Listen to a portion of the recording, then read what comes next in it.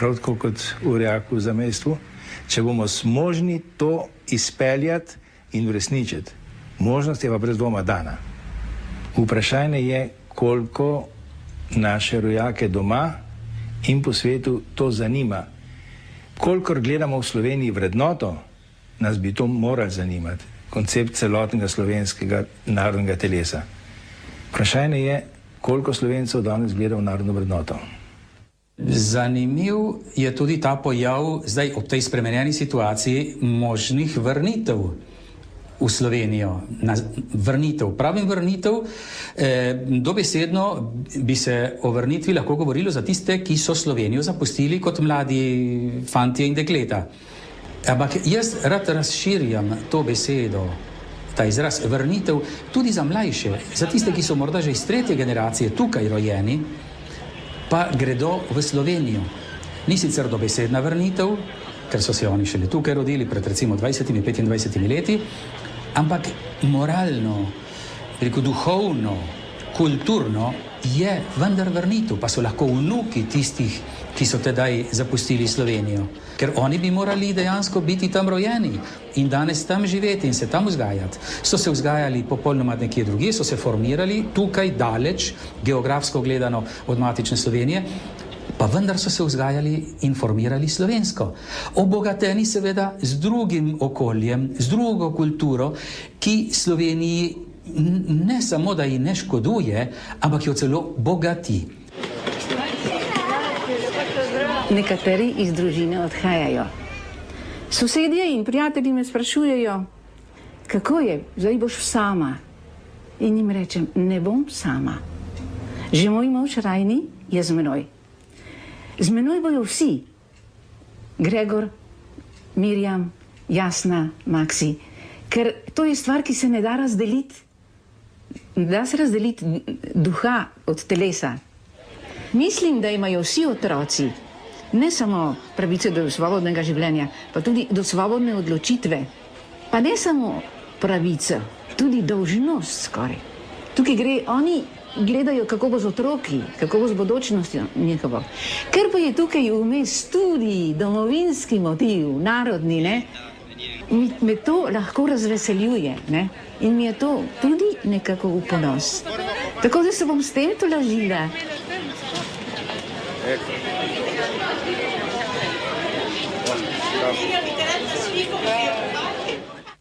Smo tukaj na pristavi. Pristava ima to odliko, to posebnost, da ima na svojem vrtu ombu, kar je edina višja rastlina v Pampi.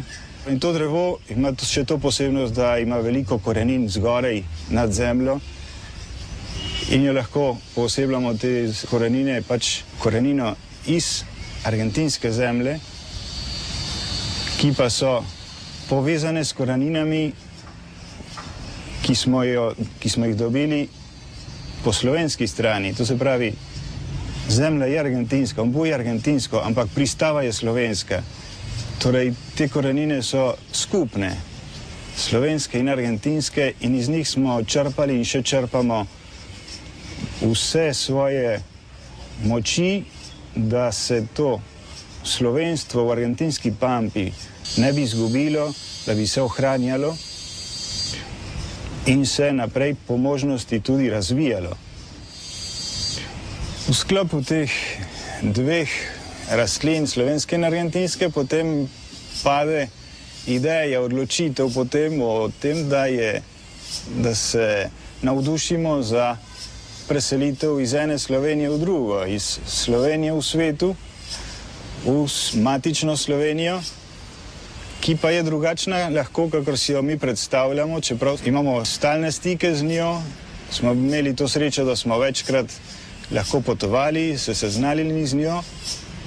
Seveda je še večja razlika s tisto Slovenijo, ki so nam jo narisali naši starši, naši učiteljni izpred 50 in toliko leti, ker vse se spreminja in tudi mi se spreminjamo.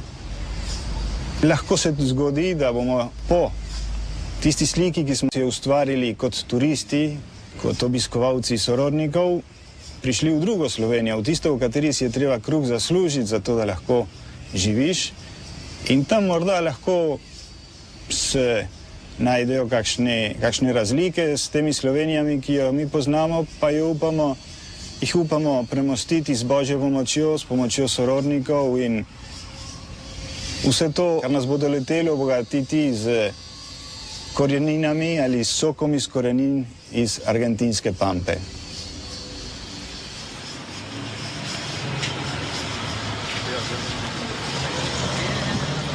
Če se vprašam, zakaj smo se odločili za ta nelahek in težak korak,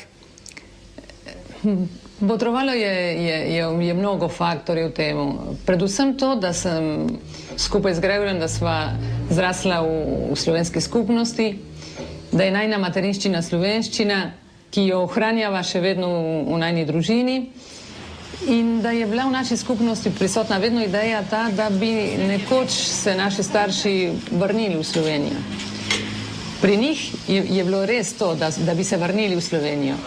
V najnem primeru mi se ne vračamo. Mi se vračamo, v kraje svojih korenin, ampak mi se selimo. Mi smo rojeni v Argentini, smo člani slovenske skupnosti v Argentini, ki nam je bistveno zaznamovala in nam je dala neizbrisen pečat, in zato veva, da so slovenski skupnosti največ dolžna. Jaz ne bi govoril o vračanju, jaz bi govoril o odhajanju.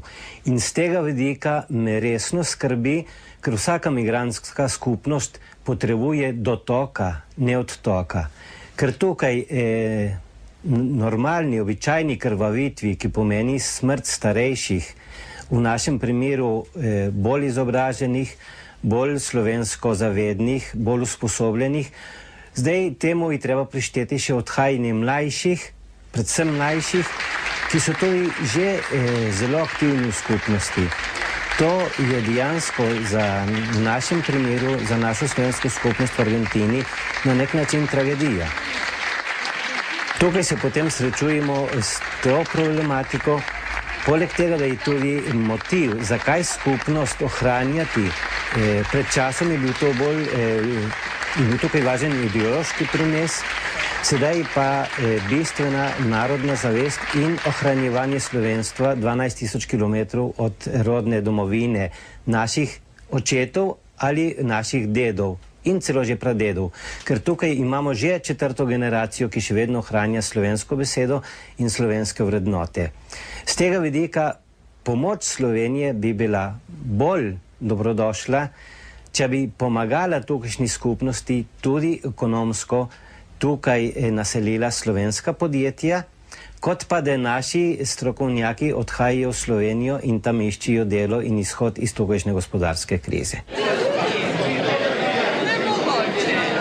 Sedaj nas zapušča in odide v Slovenijo Batakelova družina. Gregor, Mirjam, Maksi in Jasna. Zelo jih bomo pogrešali. Sta bila neutrudljiva sodelavca naše slovenske skupnosti na vsem področju, kulturnem, verskem, družabnem. Res hudo mi je pri srcu, ko se poslavljamo od njega. Ampak če bodo oni veseli, bomo tudi mi veseli. In želim, da bi Bog blagoslovil njihovo družino in njihovo bodočnost. Verjetno je bilo nekaj znakov za to odločitev. Ko so nama ponudili neko hišico v Sloveniji, nismo potem videli več izgovorov za to, da ne bi mogla uresničiti najin sen. Potem so nama rekli, da bi bila možnost službe, ki še ni čisto gotova, in tako je stvar naprej tekla. Če je ta odločitev pravilna ali ne, upava, da ja,